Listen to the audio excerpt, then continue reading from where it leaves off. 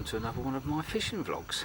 As is normally the case, finished work yesterday 5 o'clock, loaded up the motor, pretty much hit the road not long after I had some tea and that, hit the road about 7 to get the crossing, and then headed down into France and arrived at the lake first thing in the morning. So I was just outside the fence line and just watching the water to see if there was any signs of fish activity and something to go on, but I didn't really see much, if I'm honest. And then I sort of crashed out for a couple of hours because I was absolutely knackered. Then got access to the site lunchtime, met the lovely owner Fred. He's a great character, great guy. So he brought me around to the swim, gave me some ideas of possible locations and that, and then I got out into the boat, went out for a look for a few spots and that, and there's some shallowish areas, and once the sun was up and the wind calmed down a little bit, it went flat calm a couple of times. I was able to actually see the bottom in places just with my glasses, with my shades, so that was handy. I visited the spots because it was all clean, stones turned over, stuff like that, and I found 2 of those out in open water and one on the far margin. Well, I say far margin, really left-hand margin probably. And also probably have some tea, and I'm going to crash out soon because I'm bushed. So I suppose I should say where I am. So I'm in a lake called Loch'ness. No, not Scotland. Loch'ness, France. Just outside Le Mans, where they have the 24-hour endurance racing. Thankfully, I've got a bit longer than 24 hours to try and catch a carp. I've got a week. Usual week standard, Saturday. But it's encouraging. When I was out on the left-hand margin, I was out there having a look around. There's some Potmageton weed beds and some onion weed and that, and then there's a nice little clear area. Obviously, people fish it. Fred told me about the tree over there to have a look. So obviously, you can see all the stones. It's all clean. The boat and the wind had just I was just drifted closer to the margin. As I sort of went to grab the outboard and just click it on one and slowly drift out, I clocked a fish. Carp, not a big fish, 20 pounds, something like that, but just sort of sneaking along the margin, was just dropping down, and then suddenly there's a boat, and he just shot off. I've wrapped it all up and got all the distance and everything, so I can get the rod back out at night without disturbance, knowing that it's clear and see all the fish. So that's the middle, so basically, like I say, about 60 yards out. I'll just put a little sprinkler bait, not too much at the moment. I need to try and get a bite first of all, attract them into the area, know that they're visiting and that, and then maybe you can build on it. And that's just basically my rod slightly to the left of a load of Potmageton. There's a patch of it, strip of it, and it's just over some onion weed. There's a boulder there, you can see from the bottom with the shades. Something will happen, and like I said, I've just got that funny feeling that left-hand margin is more likely to be the one that might whip round. And like I say, I guess catch up and give an update tomorrow, maybe Sunday or Monday. We'll see what happens.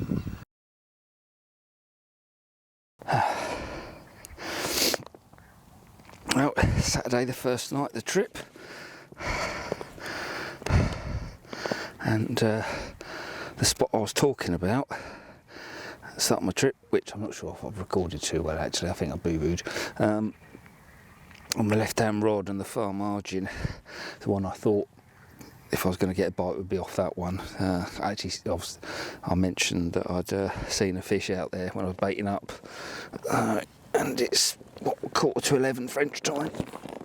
Only a bambino for French standards, but 26 the first night. We'll take that, won't we, eh? Fell to a couple of pieces of plastic corn over a nice spread of monster tiger nut, pellet, maize and hemp. Just on a far margin to the left, I don't know, maybe 120 yards. There's a load of Potmageton there, and it's just on the far edge of that, just on the drop off. So yeah, first day, first fish of the trip. It's what we always crave, don't we? Get that first one out the way, and it's not blank. So yes. Happy days. I had a right battle royale with this thing. Obviously not what I've come here for, but when you see them, they are oppressive creatures. I think she's going to probably fight a lot, so I don't think I'll be holding her up for too long. When I lift her up, then you know what I'm on about. 2 ounces shy of 50 pounds. My biggest, grass carp. Thankfully I had the drag really loose because she went off on some amazing runs, really close to netting, and she would just charge off. Let's see if we can lift her up for the camera, shall we? There you go, folks. Just shy of 50 pounds grass carp on a double 20mm monster Cyclonaut hardened hook bait. 20 pound amnesia, short 5-inch rig. Just gonna go. I can feel it bleaching down. There you go. I think you agree, folks. They're magnificent specimens, aren't they? But God, they're a pain to deal with. Right, time to get her back. It's hot.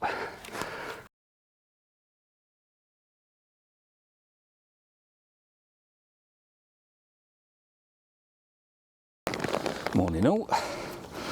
So Tuesday morning. This is fish number 7. It's the 5th mirror carp. I've had 2 grasses, 47.5, one last night, and 49. I didn't take pictures or video or anything. The 47, I slipped that back last night. It looked tired and that in the net, so I just unhooked it and put it back. But what's pleasing is I'm fishing 3 different spots, and I've caught from all 3 now with mirror carp. So I've had 3 320s off the left-hand rod, about 120 yards, something like that, on a far margin. I've got 1 13.5 wraps, not that far out, whatever that is, 40-50 yards to the side of a weed bed. I've had the 2 grasses and this one off the middle rod, and then I've got another one slightly further to the right, probably cast about 2 o'clock, something like that. 17.5 wraps, and I've had one mid-20 off that one as well. So it's pleasing that all 3 spots have produced fish. It's good sport. I'll say 5. This will now be my 5th 20. So I've not had any of the big girls yet. That's what I'm hoping for. But while the big girls aren't around, it's good to be still catching fish. I think there's 2 guys at the bottom end in the safari tent. I don't think they've caught yet. So hopefully that they turn that around soon. And then there's 2 in the middle. One guy had 2 yesterday, a 29 and a 50 common, so that was nice. Looked really nice, that did.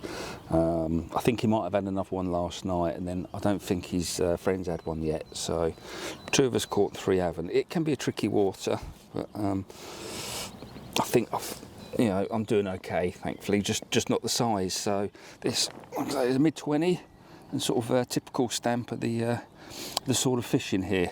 It's got a bit of an odd mouth. This is 2 now. This is the second one who's got like a sort of I don't know, he's got a rudd type mouth or a bull nose, but it's a lovely looking fish all the same, apart from his top lip. Got a bit of a deformed top lip, bless it, but I ain't gonna hold it. Hold it back, bless it. I'm no Johnny Depp, am I? But yeah, it's lovely. You know what I mean? So that's what, 5 fish and 2 grasses. The last 3 nights are sort of 2 a night, basically, if I got my maths right. And 1 in the day. So yeah, this one came to a 12mm yellow pop-up hit and run. I've actually noticed, because I'm going out in the boat, that's perfect timing to turn it around, show the other side, that not all the boilers are going. Particles are going. Some of the nuts, tigers, pellets seems to be going in that. All the crushed, I'm crushing all, breaking all the boilies down. And that's all going. but the whole boilies, I've noticed, are not. And I think I might have just got lucky really with the first 3 fish all came to a plastic corn, because I thought there was a crayfish problem in here, but there isn't. There's no real. No, I've not noticed any crays at all really. I've noticed one live one. That's it. And so I've been catching on the corn. Well, the maize, I've been putting maize in and that and corn in. That's all gone as well. I'm going out in the boat and checking the spots sort of thing when it's really hot. Might have stumbled onto something. Crayfish have helped me out for a change. Right, let's get you back.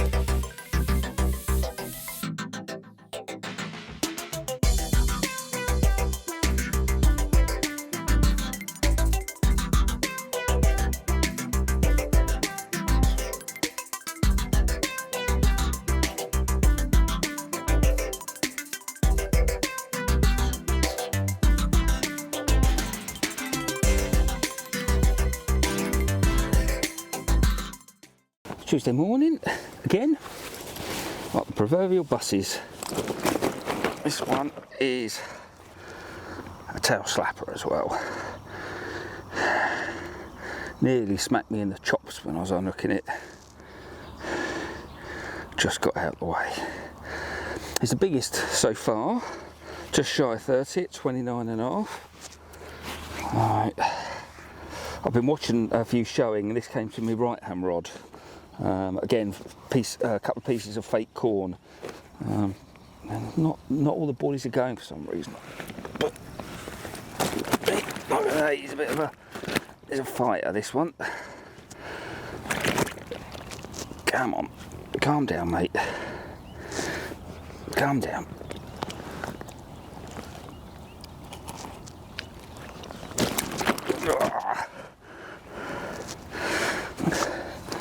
Come on, folks want to see you.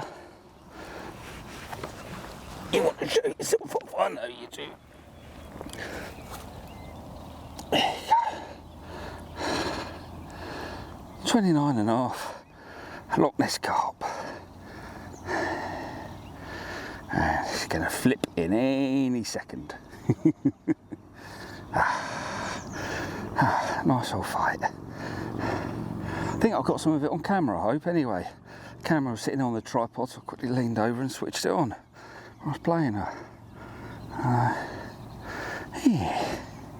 Happy days, as they say. And with that old flipper, I think we'll get you back.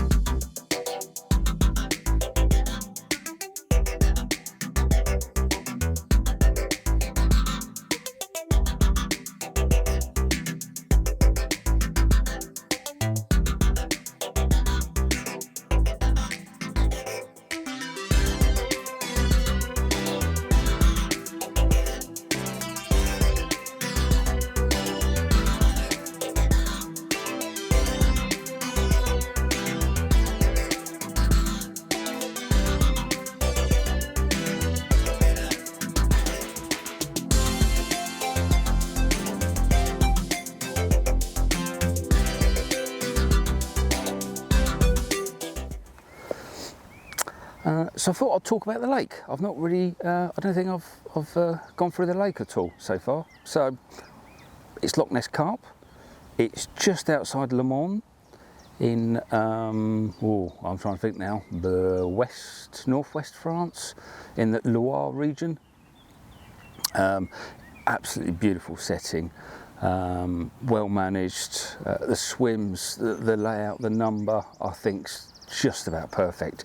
They could easily double the swims and reduce the water area, but no, it's lovely. So the lake is 37 acres. There is estimated to be around 500 carp to low 60s. The biggest fish, a mare called Nessie, absolutely gorgeous fish. I've seen a few pictures of it with different captures, excuse me, and I would guess maybe it's a male, but it's a really scaly fish, like a sort of, not quite, but like a double road linear type thing. Really, really long, hasn't got a big deep belly on it either. I assume male, but I could be wrong, but yeah, absolutely cracker.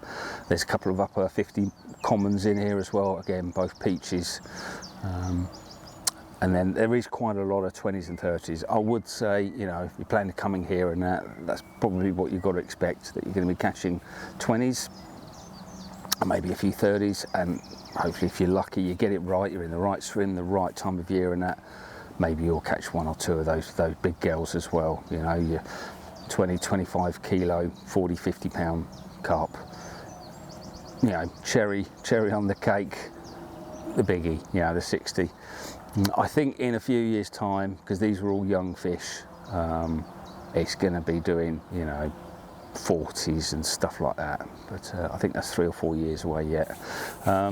So I think Fred, who owns it, has been running it maybe 6 years, something like that, as a commercial fishery. I think the first year or two, I think it was probably locals, French, and then he's opened it up to public, and he's got a couple of booking agencies like Carp Specialist. I think there's 1 or 2 others as well who can book. Obviously French can book as well.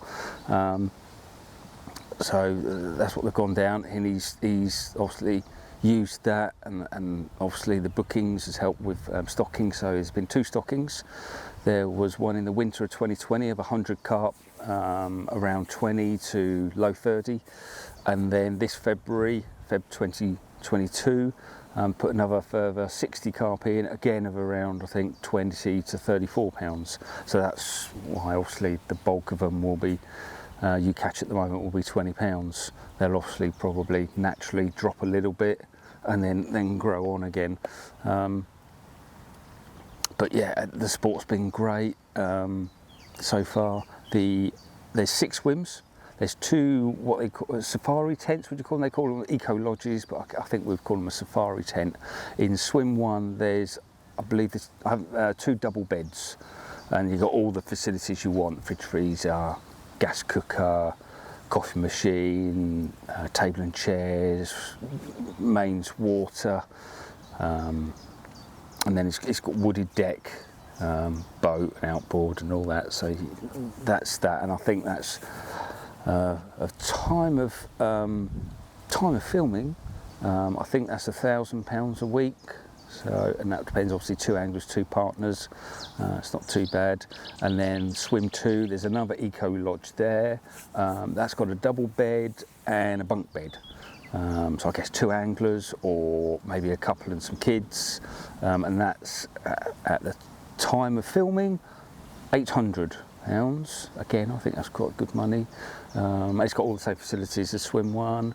And then there's 3 double swims, swims 3, 4 and 5, and I'm fishing 5 this week, and they're £600 for 2 anglers, so 300 each.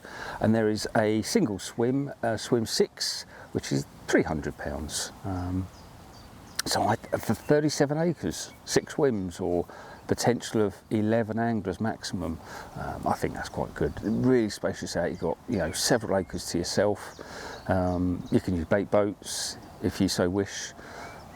You bring your own boat, as long as you've got your life jacket and everything, and Fred's happy. Yep, bring your own boat, or you can rent one of their hard boats with the outboard and batteries. He'll come and, you know, if the battery runs down, he'll come and switch it over with one charged up for you. got the outboards and the hard boats.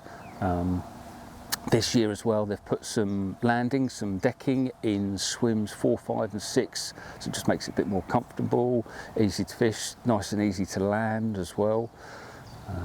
And where I'm swim 5, it's got nice depth, you know, sort of 3, 4 foot in the margin, so plenty of water to actually play the fish in and secure them while you get everything ready for pictures, etc.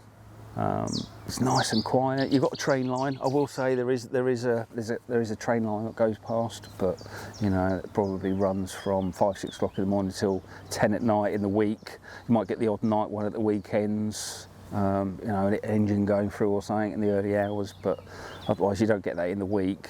But otherwise it's fairly quiet. It's just, you know, I think it's farmland around here. Got a river meandering around the complex. And it's a mixed fishery, so there is all sorts. I've been out in the boat, I've seen quite a lot of pike, I've seen an eel, there's grass carp, catfish, bream, tench. I don't think there's a lot of any of those, but there are some. So I've had a bream and a catfish, grass carp and carp. So I'll say it gives you an idea of what you should expect. Obviously it's fishing. I guess maybe as an average, coming at the right time of year, the right swim, maybe 10 plus fish, you know, having a really blinding session, maybe you could be having, you know, 25, 30 fish. It just depends on the timing of the swim. That's fishing, isn't it? If you're really unfortunate, it just for whatever reason, tactics are wrong, swim's wrong, you know, you can go over blank, same as any lake. But I just think it's beautiful. He comes around with a sit-on mower and lawn mowers the whole place. It just really is idyllic. His wife comes and cleans all the facilities. Facilities are good. Got a toilet, got a shower, got a chest freezer in the new sort of facility lodge with a sink with cleaning your stuff up, and then in the old clubhouse, I guess you would call it, there's a bar, you can use the fridge in there, etc. And at this current time they'll be installing a fridge in the new facility, but at the moment just use the fridge in the old one. But you know, it's got everything you need. Shop's probably about 10 minutes away, something like that. Yeah, and I've really enjoyed it. I'd hope to maybe have a bigger fish or two, but we'll see. Swims are just huge, plenty of space. There is some gravel in the swims and that at the front, but there's a load of grassy areas. If you want to pick up in the grassy area, whatever, you can probably get 3, 4 beavers in each swim, not a problem. So yeah, so hopefully I haven't missed anything. I guess for getting here, so yes, for us fellow Brits, from Calais to the lake took me around 4.5 hours. I can't remember exactly, but it was around that sort of journey time. There was 2 tolls at the time of filming of €8 and €33, so each way. So say €80, whatever that is, 65, 70 quid for toll. So you just need to factor that in as well. But otherwise it was a clear run for me, but I came down overnight. No issues, it was fairly easy to find. Like I say, it's just out, it's only a few miles from the Le Mans racing circuit, so you know, it's ballpark, you know where you're going to, and then it's just the local roads, that's all. But it's right next to a main railway line. You've got the old high-speed French trains whipping up and down, so you know, go on Google Earth, you get a look at that and you can see the actual entrance is just below the embankment of the railway line. So it's, you know, if you're turning onto the road next to a railway line, you're heading in the right direction. Yeah, I think really, yeah, I think that pretty much probably covers it all. I think for the lake, the stock, plenty of sport, easy to get to, and I believe that this is going to be, you know, one of the waters that a lot of people are going to be coming to in the next few years, because it's got a mixture of everything. You know, single anglers can come, pairs can come. If you want your comfort and you want the lodge and all the facilities, it's got that as well. And It's got some really beautiful scaly fish as well, fully scaled, scaly linears, obviously quite a lot of, should we say, regular mirrors as well, but it has got some real nice, attractive looking fish to go for. Big old grasses if you're into that sort of thing. So I've had a 47 and a 49 so far. I think they go to, I think the biggest Fred said was 27 kilos, which is what, upper 50 grass carp. That's gonna fight, isn't it? And then the mirrors, you know, mirror 60, low 60, and commons, I think, again, upper 50. So, and that's now. And then you've got all the stock fish, all the young fish that are going to come through.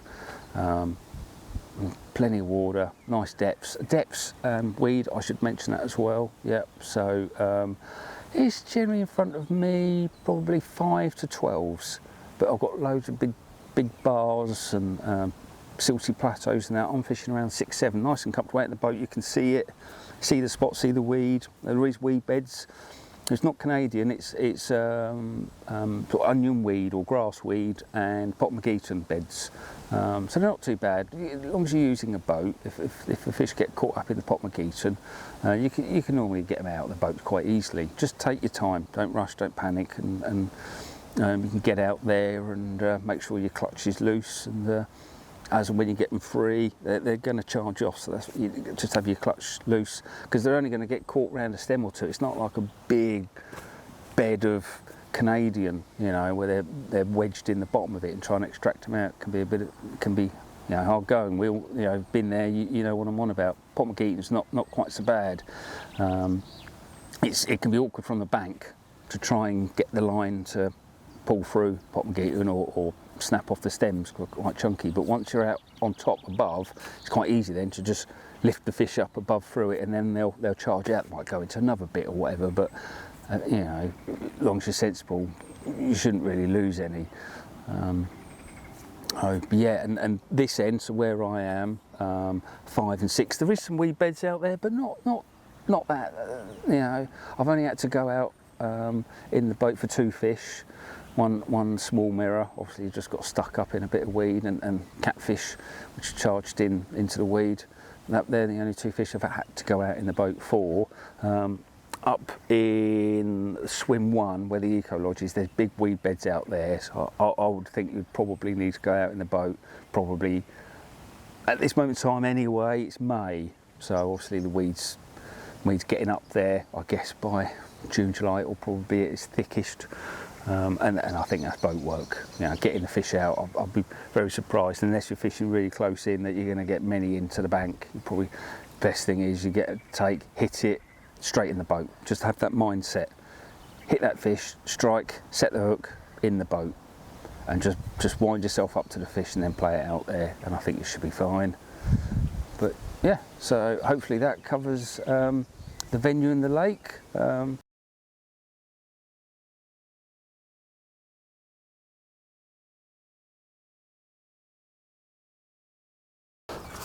And it's Thursday morning, getting towards the tail end of the trip now. After having a quiet Tuesday night, Wednesday morning, and just a cat and a bream for me efforts that night. Yes.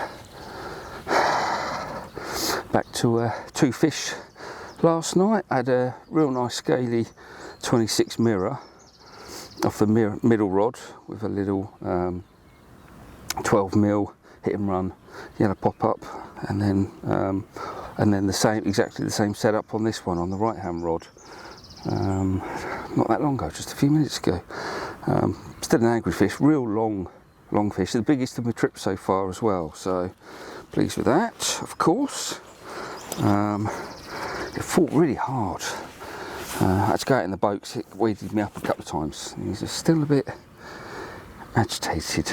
It's a real long beast of a common.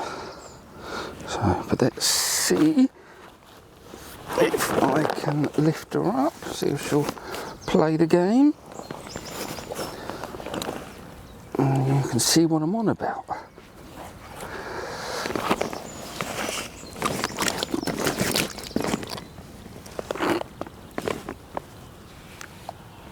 There you go. one very long 36-pound common. Caught on a little 360, 12mm, hit and run yellow pop-up. But with all the pot McGee and beds and that out there, I had to go out there in the boat and just kept ripping line in the boat. Eventually, I won the day. Yeah, I made up with this one. Really, really happy. Proper long old beast, isn't it? Whew. Male maybe, not sure, but yeah. Very happy, very, very happy indeed. Okay, so welcome to the bait section. Go through the baits and everything that I brought with me for this trip to Loch'ness. So I guess first thing, as always, the boilies. So what I've got with me is I bought 10 kilos of 15mm good old monster tiger nut boilies, frozen. So these are the freezer ones. And like I say, I've got 2 5-kilo bags, plus I've got a 5-kilo shelf life bag, just in case there isn't a bait freezer or something on site, because I haven't been to the lake before. And then 10 kilos of 18mm monster tiger nut. Can't go wrong, can you, with monster tiger nut? Consistent winner. Yeah, happy with that. So yeah, so that's the boilie front. I've also brought 20 kilo sack of Pro-Feed carp pellets in 6mm size. These are made by Alltech Coppins. So sometimes I use Premium Select 8mm, but I've got the Pro Carp Feed 6mm this time with us.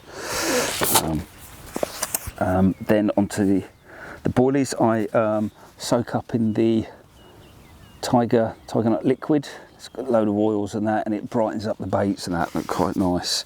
And then it just obviously slowly leaks out.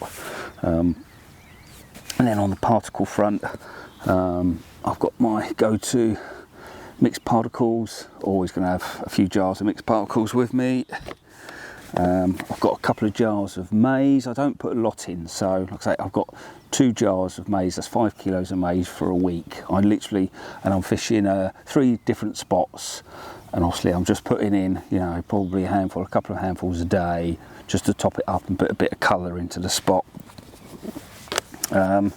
Hemp, again the same. I've not got a lot of hemp, but I've got a couple of jars of hemp. Obviously there's already hemp in the mixed particles as well, so this is just increasing the content of hemp basically in my mix. So always my regular go-tos. I've got a couple of new dynamite products with me, perfectly timing really, because this lake is quite known, or they've publicised, made it known that crayfish can be a problem on this lake. And the owner, I was just chatting to him this morning and that about the crayfish and that in here, and he says, sometimes in the summer they can be up on the gravel, around your bivvies, on the track and stuff like that. Not sure what's happened this year, but no problems with the crayfish, and I'm seeing very few at all. I've seen 1 live cray basically in 2 days. So I've got it Saturday, it's Monday now, and yeah, I've seen 1 live cray, a couple of corpses in the margin. There's bait from in the front of the swim from a previous angler, not last week, the week before, and the bait's still there. So that's a good sign. Obviously something's happened to the crays. They've obviously died off. Something's something's occurred, and yeah, so that's good for the fishing front. Spoke to a couple of other English guys halfway down the lake yesterday. They've not had any problems either. So it's good. But because of that, I bought these new products basically to use as sort of hook baits really, and I've brought the whole lot. So you've got peanuts. Little jar of peanuts, naked tiger nuts, black tiger nuts, and that's what I've been using on one rod. These black tiger nuts, because it's quite a silty, light coloured bottom, so I thought that would contrast quite nicely, the old black tiger nuts. And jumbo tiger nuts. So that's what I brought with me. I've been using the black tiger nuts and the naked tiger nuts so far. So they're the two I've sort of had a preference over as hook baits. Not caught on them so far, I'll be honest. The fish I've caught so far have been on corn, again, just to try and stay away from the crayfish. And the grass carp I had, the 49-pound grass carp, that was on monster tiger nut boilie. I might go back to the monster tiger nut. I might switch the black tiger to a monster tiger nut. That's what I'm thinking anyway. So on the hook baits, so I've got the tiger nut 20mm hardened hook baits. So that's what I had the grassy on. 2 of those, a double 20. So I wanted something which was sizable, awkward to get rid of. You know, try and maybe attract some of the bigger fish with that particular rod anyway, as opposed to a couple of pieces of corn. What I might do with the black tiger rod is use a Ronnie or a 360 or something like that, and just use one of the little 12mm monster tiger nut pop-ups. So that should balance out quite nicely with the hook, I find, with these. Don't need no putty or anything like that. Just hook and the ring eye swivel and a 12mm monster tiger nut just sits nicely. But yeah, so that's the bait that I've brought with us, and yeah, so far so good. Couple of fish each night. I wasn't feeling too well, to be honest, last night, so I didn't get the rods back out. I had a fish at 2:30 and 5, but I didn't get the rods back out until I felt any better this morning. So I don't know if I'd have, you know, possibly nicked another one, but early days, it's only Monday. But yeah, so basically, like I say, that's the armoury of bait I've brought with us. Oh, and some cans of sweet corn as well. Have I got anything else?